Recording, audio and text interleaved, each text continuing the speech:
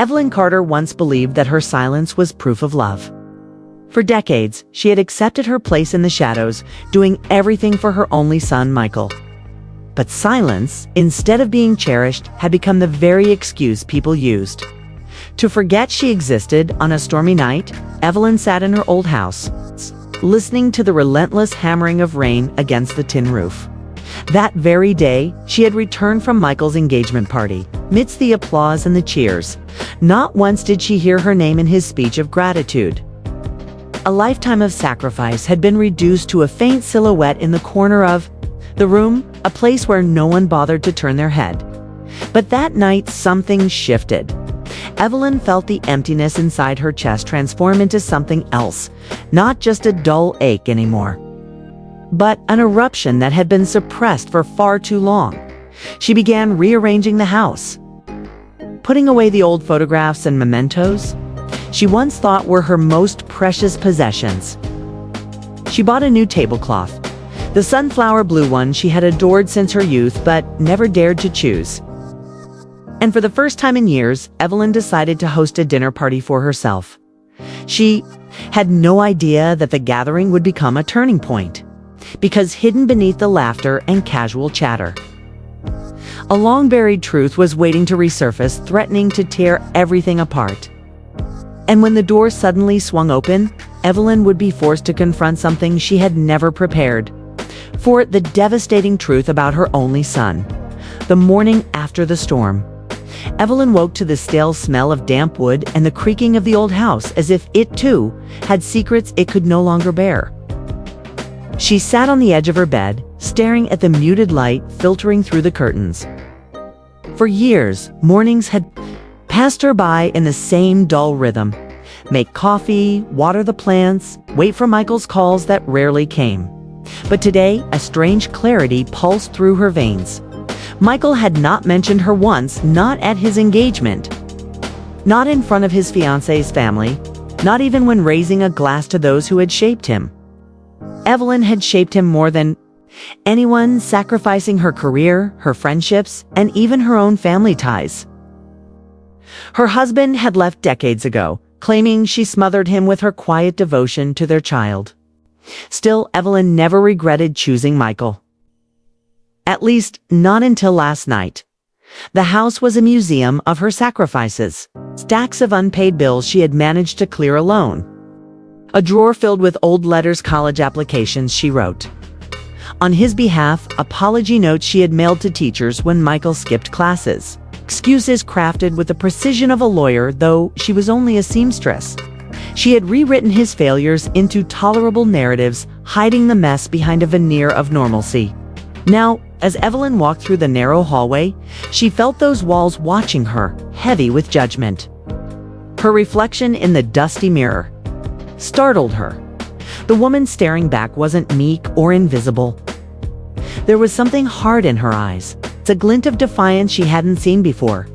By mid-afternoon, she began preparations for the dinner. It wasn't meant to be grand, only different. It's a chance to reclaim her presence in a world that had passed her by. She dug out the old china, wiped the dust from the wine glasses, and laid the sunflower blue tablecloth across the dining table. The bright fabric looked almost defiant against the muted wallpaper as she worked. Thought nagged at her. Who would she invite? The neighbors. Hey, they rarely spoke to her, dismissing her as the strange widow who lived alone. Old acquaintances. She had cut them off long ago, busy tending to Michael. But as she flipped through the worn address book, her finger stopped on a name: Arthur Henderson. Arthur had been her late husband's closest friend, quiet man with sharp eyes who had visited only occasionally after the divorce. There was something unsettling about him, something Evelyn couldn't quite place. Yet the memory of his gaze lingered even now, years later, as though he knew more about her life than she had ever revealed. Impulsively, she scribbled a note of invitation. That night, as Evelyn sealed the envelopes, her hand trembled. She realized she wasn't simply inviting people for a dinner. She was calling witnesses. Witnesses to her life, to her existence. And perhaps without meaning to, she was summoning ghosts that should have remained buried. Upstairs, the old floorboards groaned, though she was certain she was alone. Evelyn froze, listening. The house had always been restless, but tonight the sound carried a warning. Still, she told herself it was nothing more than age and wood and memory. She placed the last envelope into the mailbox just before midnight, her breath fogging in the cold air. Somewhere in the distance, a dog barked, sharp and relentless. Evelyn shivered, suddenly aware of how silent the street was once the echo died. Walking back to the house, she whispered aloud for the first time in years, "This is only the beginning," and deep inside, she wondered if she had just set into motion something she could never undo. 2 days later, Evelyn's dining room looked nothing like it had for decades. The sunflower blue tablecloth stretched across the long oak table. The wine glasses sparkled under the chandelier she had polished until her fingers ached. And the faint scent of rosemary chicken lingered in the air. For the first time in years, her home looked alive. Evelyn herself felt like a stranger inside it. She stood near the window, her hands tightening around the hem of her dress as she watched the street outside. Each second ticked louder then. The last, would anyone even come? The first knock came at 7 sharp. When she opened the door, she was surprised to find Arthur Henderson standing there, his tall frame filling the doorway. Time had etched deep lines into his face, but his eyes sharp, knowing were unchanged. Evelyn, he said softly, almost like a sigh. "It's been a long time." "Yes," she replied, forcing a polite smile. "Too long." As Arthur stepped inside, Evelyn noticed the faint limp in his walk and the battered leather briefcase in his hand. He placed it on the table, refusing to let it out of his reach, as if it contained something precious or dangerous. More guests arrived shortly after. Mrs. Whitaker from across the street, the retired teacher who always gossiped about everyone's business. Jonathan, Michael's old classmate, whom Evelyn hadn't seen in years. And, unexpectedly, Claire, the fiancée. Evelyn froze when she saw her, standing awkwardly with a bottle of wine clutched in her hands. "I thought it might be nice, Claire," explained, her voice uncertain. "Michael couldn't make it, but I didn't want you to be alone." The words cut deeper than Evelyn expected. Her son hadn't even bothered to come, sending Claire instead, as though she were a messenger, not family. Evelyn's smile wavered, but she welcomed the girl in. The dinner began with the usual awkward pleasantries, the clink of cutlery, the murmur of half-hearted compliments about the food. But beneath it all, Evelyn could feel tension threading. The air, invisible yet undeniable. Every so often she caught Arthur studying her with that same unsettling intensity. And each time, her pulse quickened. Halfway through the meal, Mrs. Whitaker leaned closer, lowering her voice. "You've done a fine job with Michael," she said. "Raising him all by yourself after everything. But I suppose the truth always finds its way back eventually." Evelyn stiffened. "What do you mean?" "Oh, nothing, dear," the woman said with a saccharine smile, taking another bite. But her eyes betrayed something, knowledge, or perhaps suspicion. It was Arthur who broke the silence that followed. He cleared his throat and placed his briefcase gently on the table. "There's something I've been meaning to discuss with you, Evelyn. Something I should have told you years ago." The entire table went still. Evelyn's breath caught in her throat. Arthur unlatched the briefcase and pulled out a thin folder. The edges of the papers inside were yellowed with age, but when he slid one across the table, Evelyn recognized it immediately. Michael's birth certificate. Her hands trembled as she picked it up. At first glance, everything looked ordinary. Her name, the date, the location. But then her eyes landed on the line that made her blood run cold. Father unknown, that wasn't true. She remembered clearly filling out that form, writing her husband's name. She remembered the pen, the ink blotting, the way her hands had shaken. Yet here, on this official record, his name was absent as, though he had never existed. This must be a mistake. Evelyn whispered, her voice hoarse. Arthur's eyes didn't waver. It's no mistake. I've kept this for years, waiting for the right moment. Evelyn, Michael isn't who he thinks he is. Neither are you. The room erupted into shocked murmurs. Claire set down her wineglass with a trembling hand. Mrs. Whitaker leaned in eagerly, her face alight with curiosity. Jonathan looked away as though he had known something all along. Evelyn felt her chest tighten, her vision blurring. Why are you showing me this now? She demanded. Arthur leaned forward, his voice dropping to a near whisper. Because the truth is already on its way to Michael. And when he learns it, everything will change. For him and for you. The chandelier flickered above them, casting jagged shadows across the table. Evelyn clutched the paper, her heart pounding so violently she thought it might burst. For years, she had lived quietly, believing her sacrifices had meaning. But now, staring at the document in her hands, she realized that her silence had not only erased her, but had hidden a truth so dangerous it could destroy her son's life. And somewhere deep in her gut, Evelyn knew this dinner was only the beginning of the unraveling. The paper trembled in Evelyn's hands. It was as though the ink itself pulsed, mocking her with the words "Father," "unknown." Around her, the room felt suddenly claustrophobic. The chandelier's glow too harsh, the walls too close. The air seemed heavy, suffocating, as though everyone at the table was waiting. No, hungry for her reaction. Arthur didn't flinch. His gaze, sharp as glass, remained fixed on her. He wasn't here to ask questions. He was here to corner her. I don't understand, Evelyn said, though she did. At least part of her did. A memory she had long buried stirred in the shadows of her mind, a hospital room, the echo of crying, a form pushed in front of her to sign, her husband's absence. And Arthur, yes, Arthur was there. But what had he done? Michael deserves to know who he is, Arthur said quietly, his voice thick with something that wasn't quite anger but wasn't mercy either. He deserves to know the truth that you've hidden from him his entire life. Claire's voice trembled. What truth? What are you saying? Evelyn shot Arthur a look of warning, but it was too late.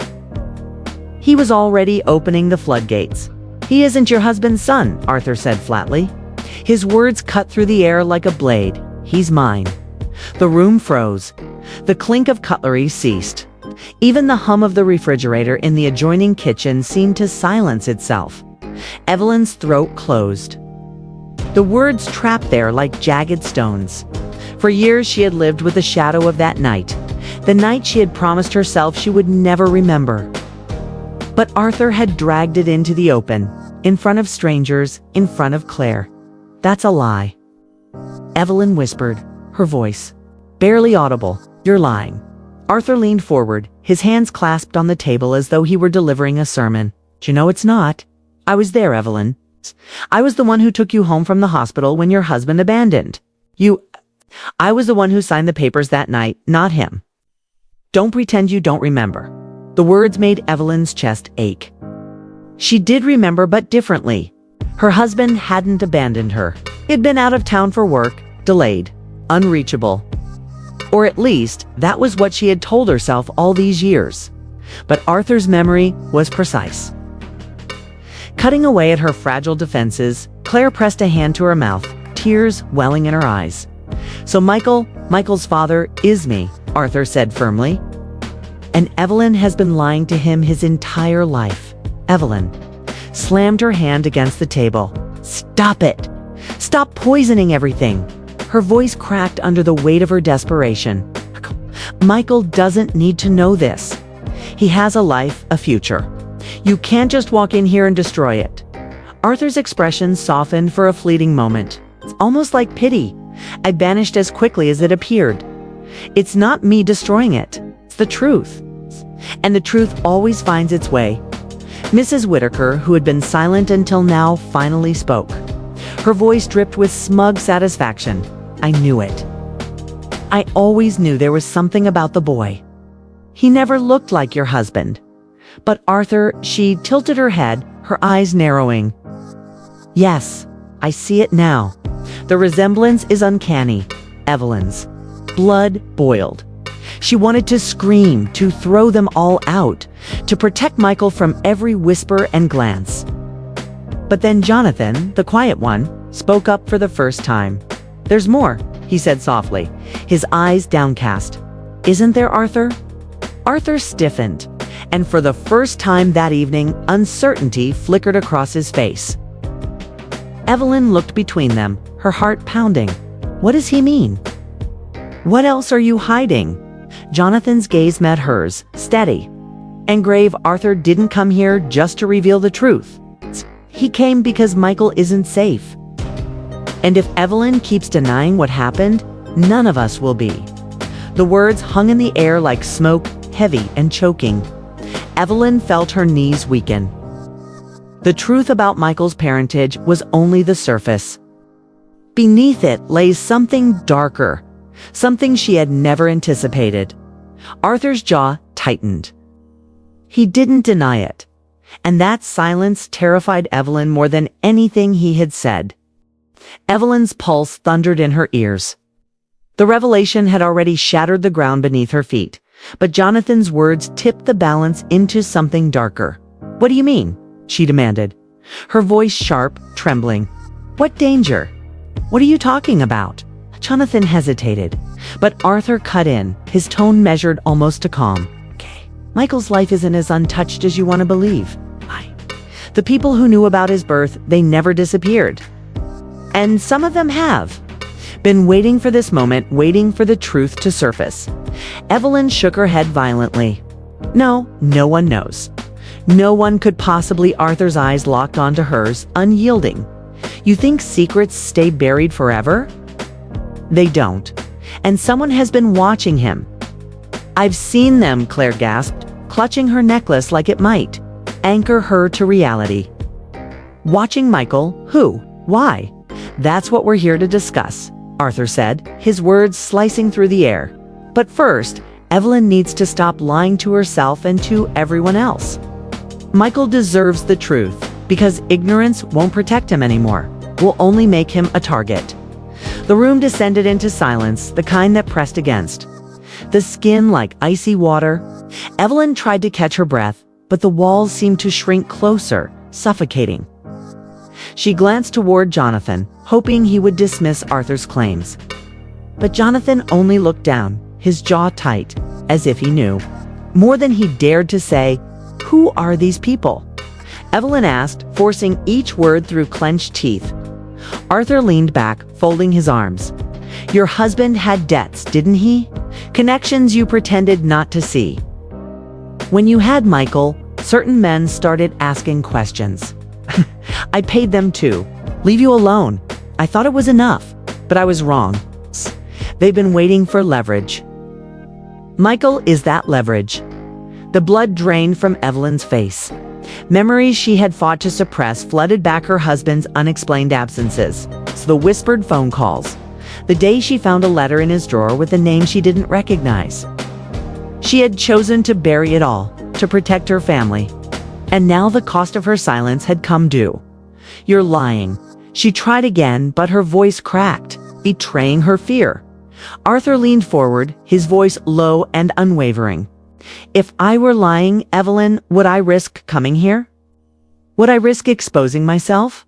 They already know Michael is mine. And they'll come for him because of me, because of you, because of everything you tried to hide." Mrs. Whitaker let out a sharp laugh, but it was hollow, brittle. "So what? Some shadowy men are after him. Sounds like melodrama." Arthur's gaze snapped to her, cold and lethal. "It's not melodrama when they show up at your door with guns." The room stilled again. Claire's lips trembled as she whispered, "Oh my God." Devlin felt the ground slipping further beneath her. Her carefully constructed life, every lie, every omission, was unraveling in front of everyone. And worse, Michael was out there, blissfully unaware, walking straight into the jaws of a danger she had never prepared him for. Jonathan finally spoke, his voice calm but heavy. "Evelyn, You need to decide. Either we warn him now and face this together, or we keep pretending and let them strike first. Evelyn pressed her trembling hands against her face. Trying to think, trying to breathe. She told Michael the truth. It would destroy him. Everything he believed about himself, his father, his family, it would crumble. But if she didn't, where is he now? She asked. Her voice raw. Arthur exchanged a glance with Jonathan. On his way here, I told him to come. He'll be walking into this house any minute. Evelyn's chest constricted. Her son, her entire world was about to step into a storm she could no longer hold back. And then, as if summoned by her terror, the front door creaked open. Heavy footsteps echoed in the hall. Michael had arrived. Michael stepped into the room with an easy smile, shrugging off his jacket. The warmth of the house, the familiar scent of roasted chicken still lingering in the air, should have wrapped him in comfort. But instead, the atmosphere struck him like a wall. Everyone sat frozen, their faces pale, their eyes darting between him and the man seated beside Jonathan. Michael's smile faltered. "What's going on?" he asked, his voice cautious, searching. Evelyn shot to her feet so quickly her chair screeched against the floor. "Michael, you're here," but Arthur interrupted, his voice sharp as a blade. "Sit down, Michael. There's something you need to hear." Michael's gaze shifted from Arthur to his mother. Confusion knitted his brows. "Who are you?" he asked Arthur. Arthur leaned forward, his expression unwavering. "I'm the man who should have been in your life from the start. Your father." The words detonated in the air. Claire gasped audibly. Mrs. Whitaker clutched at her throat. Around Evelyn swayed like she'd been struck. Michael's jaw tightened, but he didn't flinch. He simply stared at Arthur for a long moment, then turned back to his mother. "Is it true?" Evelyn's lips trembled. She wanted to say no, to wrap him in one last lie that would shield him. But she couldn't. Her silence was answer enough. Michael's expression hardened. "I knew it," he whispered. Everyone froze. "What do you mean, you knew?" Jonathan asked, his voice edged with disbelief. Michael let out a bitter laugh, though it carried no humor. "Do you all think I'm a child? That I've never noticed the holes in the stories? The way Mom dodges questions about Dad, the way relatives look at me just a little too long before changing the subject. I've lived with it my whole life. I started digging months ago." Evelyn's knees nearly buckled. Michael turned to Arthur, his eyes sharp. "And you, I saw you more than once. Lurking outside my work, near the cafe I go to. Thought you were some stalker. Turns out I wasn't wrong." Arthur didn't deny it. "I wanted to approach you, but Evelyn wouldn't let me." Michael scoffed. "So instead, you skulk in the shadows. And now you barge into this house with talk of danger and secrets. Tell me why. Now, what changed?" The room was taut with silence. Then Arthur answered, his tone grim. "Because they're coming for you. Because my mistakes, your mother's lies, they've all converged. And you need to be prepared." Michael narrowed his eyes. "Who's coming for me?" Jonathan cleared his throat, stepping forward like a man who had waited too long to speak. "Michael, there are people who know about your birth. Dangerous people. Your father Arthur was involved with them. Your mother tried to bury it. But they haven't forgotten. They'll use you as leverage." Michael's face darkened. He ran a hand through his hair, pacing like a caged animal. "So, let me get this straight. My entire life has been a lie. My so-called father wasn't my father. My real father was tangled up with criminals, and now those criminals want what? Me? Money, revenge." Arthur's eyes softened. "They want control. And you, Michael, you're proof they can't erase. That makes you dangerous to them." Michael stopped pacing, his expression unreadable. For a moment, the room braced itself for him to lash out, to crumble, to scream. Instead, he said something that chilled everyone. "I know who they are." The words landed like a gunshot. Evelyn's heart lurched. Michael, how could you, Michael's gaze flicked to her, sharp as broken glass. "'Cause I've been watching too. I've had my suspicions, and when I started digging, I found them. Faces, names, even a photograph of one of them leaving your office, Mom." Last month, the room erupted. In gasps. Evelyn's face drained of color, scathed her mouth, but no words came. Michael's voice dropped, low and cold. "So don't stand there and tell me this is all about protecting me. You've been protecting yourself?" Evelyn's knees gave out, and she collapsed into her chair, trembling. Arthur leaned forward, eyes blazing. "If you know who they are, Michael, you have to tell me. We don't have much time." Michael didn't answer right away. He stood there, tall and steady, his face shadowed by a storm that had been brewing for years. Then he said, "They're all ready. Closer than you think." At that moment, the lights flickered. The house plunged into darkness. The room plunged into pitch blackness. Gasps and hurried movements filled the silence, chairs scraping against the floor as someone reached blindly for a light switch. But the power did not return. "Stay calm," Arthur's voice cut through the dark, steady but urgent. "It could be nothing." "A power outage." Michael's voice followed, low and unsettlingly composed. "It's not nothing. They're here." Claire whimpered, clutching Mrs. Whitaker's arm. Evelyn's hand fumbled for her son in the darkness, but he pulled. "Away, Dot. How do you know?" "Jonathan demanded, because I've been watching them for weeks," Michael replied. "And tonight was too perfect. A storm." The entire family gathered, the tension boiling over. "They would strike when we're weakest.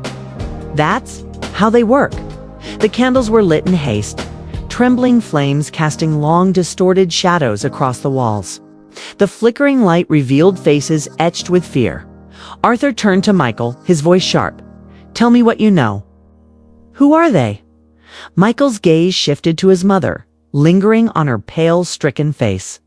"I'll tell you." But she already knows. All eyes snapped to Evelyn. Evelyn shook her head frantically. "No, Michael, don't." Michael's voice cracked like thunder. Don't lie to me anymore." The room fell silent. He drew in a ragged breath, his anger spilling out in words he'd been holding back for too long. "You all want to know? Fine. I found their names. I traced phone calls, business meetings, donations. And do you know whose name kept showing up alongside theirs?" He pointed a trembling finger at his mother. Evelyn's. The air thickened with disbelief. Jonathan's mouth opened, but no words came. Claire shook her head, whispering, "No, no, that can't be." Arthur's eyes narrowed. "Evelyn, is it true?" "All right." Lips parted, but for a moment, no sound came. She looked at Michael, her son, her secret, her greatest lie made flesh. Tears welled in her eyes. "I thought I could keep you safe," she whispered. "I thought burying it would erase it. But nothing stays buried forever." Michael's face twisted. "So you were part of it. All those years you told me Dad died? All the times. You looked me in the eye and lied you weren't protecting me. You were protecting yourself." Evelyn shook her head violently. "No, Michael, you don't understand. I got involved to keep you alive. They threatened us. They wanted leverage over Arthur, and I gave them what they wanted so they wouldn't hurt you." Arthur's voice rose, furious. "You betrayed me. You betrayed him." Evelyn spun toward him, her voice breaking. "I saved him. You were drowning in their world, and I had no choice. Do you think they would have let Michael live if I hadn't complied?" The confession landed like a hammer. Michael staggered back as if struck. "So all this time, my life, my identity, everything I am was a bargain." Evelyn sobbed openly now. "I didn't know what else to do." Jonathan slammed his fist on the table, rattling the candle flames. "Enough. We don't have the luxury of guilt and excuses. They're coming. We need to prepare." But Michael's voice cut him off, quiet but deadly. "They're already here." Everyone turned to him in alarm. Michael's eyes were locked on the window. Outside, in the distance, faint red lights glowed through the trees and moving. Watching like the eyes of predators circling prey, Arthur's. Hand went instinctively to his coat where a weapon might be hidden. Evelyn gasped, covering her mouth. Claire began to cry. Michael stepped forward into the flickering candlelight, his face carved with determination. We have one choice: face them or run. The house fell into silence again, the kind that comes only before a storm breaks. The red lights outside crept closer, their glow seeping through the branches like silent flames. The family huddled inside the dining room, the air thick with terror and betrayal. Jonathan's knuckles whitened around a candlestick he had seized as a weapon. Claire clung to Mrs. Whitaker, whispering prayers under her breath. Arthur stood, rigid eyes fixed on the window, calculating.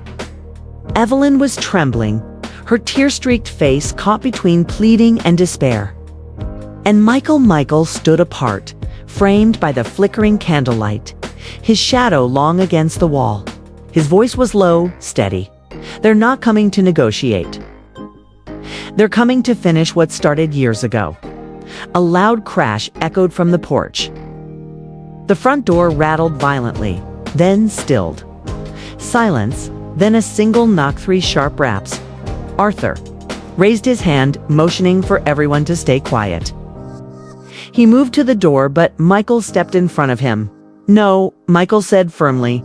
This is mine. Arthur glared. You don't know what you're doing? Michael's eyes burned. Don't I? I've been waiting for this my entire life. Before Arthur could stop him. Michael flung the door open. Rain lashed against the threshold. Standing in the storm were 3 figures clad in black, their faces shadowed. One stepped forward, tall and commanding with a voice like steel.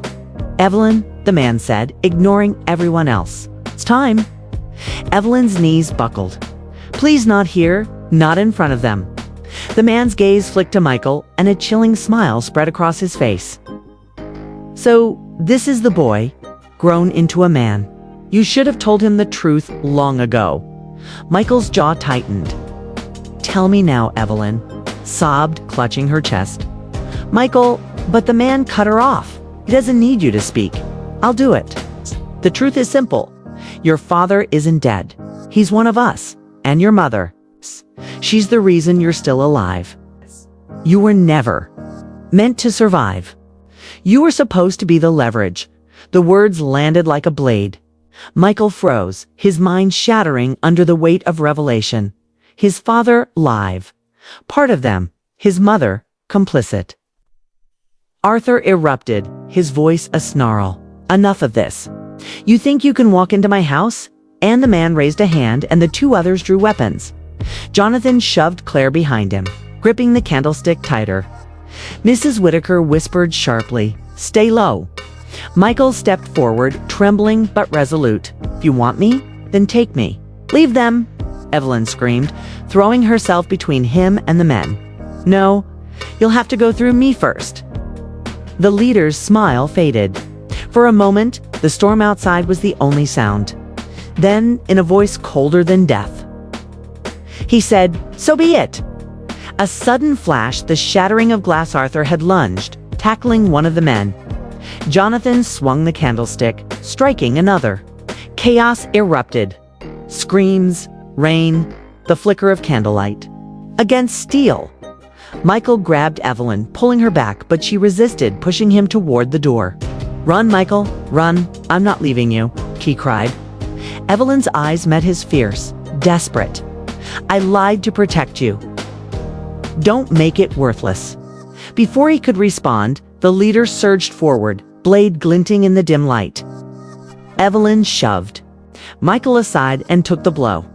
The sound was sickening, final. Michael's scream tore through the night. Hey. He caught her as she fell, blood staining his hands. Evelyn's gaze softened, her voice a whisper. "Live for me." Her hand slipped from his cheek. And she was gone. The storm outside roared louder, drowning everything. The intruders fled into the night, leaving chaos and blood behind. Arthur slumped against the wall, wounded but alive.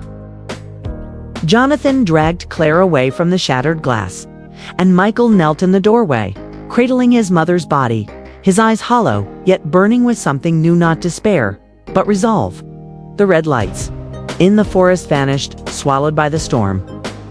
But Michael knew this wasn't over. The truth about his father still lingered, the weight of Evelyn's sacrifice still pressing against his chest. He looked up, his voice hoarse but unyielding. They wanted leverage. Now they'll see what I've become. The candlelight flickered. One last time before dying, plunging the house into darkness. And so the storm ended, but not the story. Evelyn's sacrifice silenced the chaos for one night, yet her son was left with wounds deeper than any blade could carve. Michael now stands at the edge of two roads, one leading to vengeance, the other to truth. What would you choose if your life had been built on lies? If the people you trusted most were the ones who betrayed you? Michael's journey doesn't end with his mother's last breath. It begins there. Every secret revealed has only opened the door to darker ones waiting, in the shadows. Somewhere out there, a father he never knew still lives. Somewhere, the people who tore his family apart are watching, waiting for their next move, and maybe. Michael isn't the only one carrying scars from that night. This is where we leave the story in your hands. What would you do if you were Michael? Would you chase vengeance, burn everything until justice is yours? Or would you dig deeper into the mystery, no matter the cost, to uncover the truth that has been buried for decades? The answers may change everything. If this story struck something in you, it made you question trust, family, and the thin line between love and betrayal, don't forget to like this video. Share it with someone who loves gripping, real feeling stories, and subscribe to Real Moments so you won't miss what comes next. Because sometimes, the scariest stories aren't written in books. They live in families.